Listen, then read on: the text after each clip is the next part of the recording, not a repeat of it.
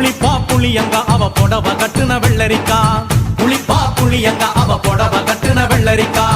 பார்த்தா பாவக்காயிலம் பருவத்தில கொசாக்கா பார்த்தா பாவக்காயிலம் பருவத்தில கொசாக்கா சோக்கா நடக்கும் போது சுத்த வேணும் பூசணிக்கா ஆத்தா கண்டெடுத்த அழகான ஜாதிக்கா புளிப்பா புளியங்க அவ புடவ கட்டுன வெள்ளரிக்கா புளிப்பா புளியங்க அவ புடவ கட்டுன வெள்ளரிக்கா